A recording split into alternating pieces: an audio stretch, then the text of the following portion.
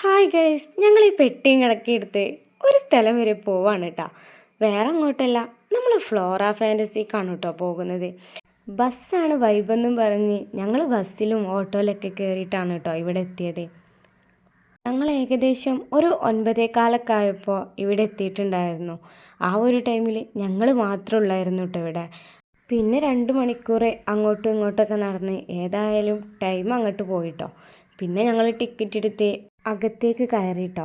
അത് കഴിഞ്ഞതിന് ശേഷം ഞങ്ങൾ നേരെ ബാഗും ഫോണും കാര്യങ്ങളൊക്കെ ലോക്കറിൽ വെച്ച് ലോക്കാക്കാന്നുള്ള രീതിയിൽ അങ്ങനെ അങ്ങോട്ട് പോയിട്ടോ.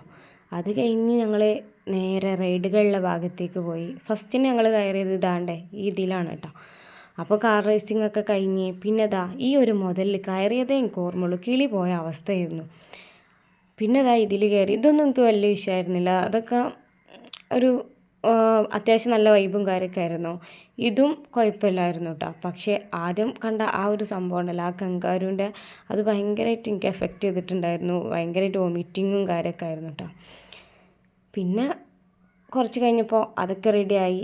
പിന്നെ ഇതിലൊക്കെ നല്ല എൻജോയ് ചെയ്ത് പിന്നെ അത് കഴിഞ്ഞ് ഞങ്ങൾ ഈ ഒരു റൈഡിൽ കയറാമെന്ന് കരുതിയിട്ടാ. ഈ ഒരു റൈഡ് ഒരുപാട് സ്ഥലത്ത് ഞാൻ എക്സ്പീരിയൻസ് ചെയ്തിട്ടുണ്ട് കേട്ടോ. അതൊക്കെ നല്ല വൈബായിരുന്നു. പിന്നെ ഇത് വെറും ഷോ ആണ് കേട്ടോ. ഇവളി കാണിക്കുന്നതൊക്കെ 5 പൈസക്കില്ല കേട്ടോ ഇവിടുത്തെ ഈ ഒരു സംഭവം.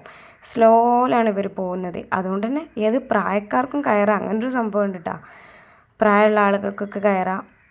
പിന്നെ ഞങ്ങൾ അക്വേറിയത്തിൻ്റെ ഉള്ളിലേക്ക് കടന്നു കേട്ടോ. ഇവിടെ അത്യാവശ്യം ഒരുപാട് വെറൈറ്റി ഫിഷും കാര്യങ്ങളൊക്കെ ഉണ്ട്. അപ്പോൾ ഇതൊക്കെ ഞങ്ങൾ നല്ല രീതിയിൽ ആസ്വദിച്ചിട്ടുണ്ടായിരുന്നു. പിന്നെ കുറച്ച് ഫോട്ടോസും കാര്യങ്ങളും ഒക്കെ എടുത്തു, വീഡിയോസും ഒക്കെ എടുത്തിട്ടുണ്ടായിരുന്നു കേട്ടോ ഇവിടുന്ന്.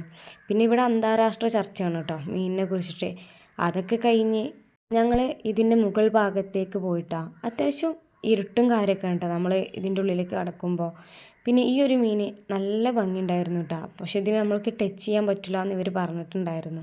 പിന്നെ അത് കഴിഞ്ഞ് പുറത്തിറങ്ങി ഞങ്ങൾ ഈ ഒരു റൈഡിൽ കയറി കേട്ടോ. ഇവിടെ നിന്നൊക്കെ അത്യാവശ്യം ഈ പാർക്കിൻ്റെ വ്യൂവും കാര്യങ്ങളൊക്കെ കിട്ടുന്നുണ്ട് കേട്ടോ.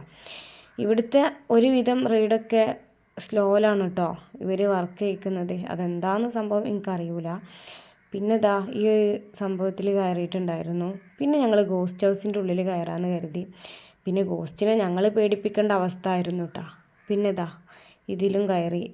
പിന്നെ കുറച്ച് ഞങ്ങൾ ചില്ല് ചെയ്തിട്ടുണ്ടായിരുന്നു. അത് കഴിഞ്ഞ് ഞങ്ങൾ ക്ഷീണിച്ചു കേട്ടോ.